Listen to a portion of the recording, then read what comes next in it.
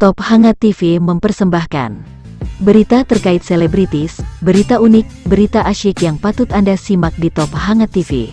Bersama dengan saya, Fortuna Forentisa, mari kita simak tayangan Top Hangat TV.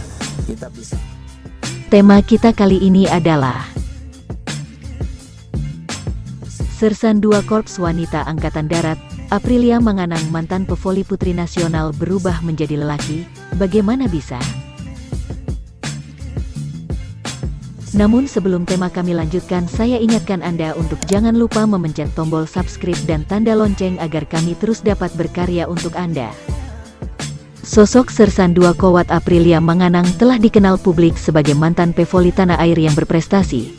Namun pernyataan mengejutkan datang dari Kepala Staf Angkatan Darat, KSAD, Jenderal TNI Andika Perkasa, terkait jenis kelamin Serda Kowat Aprilia Manganang. Pada pernyataannya, Jenderal TNI Andika Perkasa menyatakan bahwa Aprilia menderita hipospadias sedari lahir. Adanya kendala ekonomi, membuat Aprilia tidak bisa menangani kondisinya dan menerima keadaan yang ada. Akhirnya ia pun dianggap perempuan, termasuk urusan administrasi kependudukan.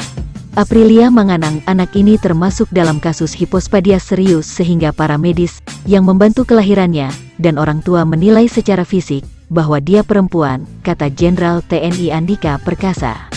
Dari pemeriksaan urologi yang dilakukan di Rumah Sakit Pusat Angkatan Darat Gatot Subroto, Sersan Manganang lebih memiliki organ-organ jenis kelamin laki-laki, bahkan tidak ada organ-organ internal jenis kelamin perempuan, tegasnya.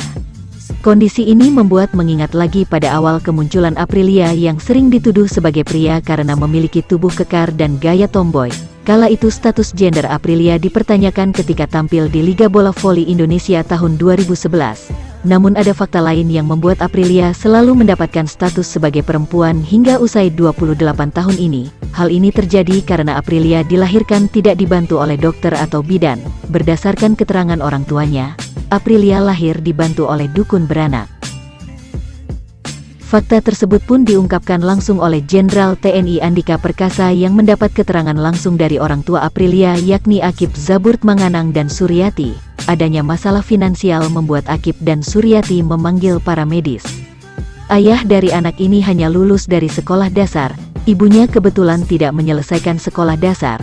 Jadi, pada saat dilahirkan anak ini, yang membantu persalinan adalah para medis, ucap Jenderal TNI Andika.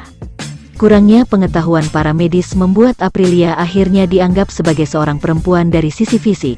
Bahkan Aprilia harus menyandang status perempuan tersebut hingga menjadi pemain voli dan bergabung dengan Korps Wanita TNI Angkatan Darat. Inilah yang kemungkinan membuat para medis atau orang tua pada saat kelahiran anak ini melihat hanya secara fisik bahwa anak yang dilahirkan adalah anak perempuan, tutupnya.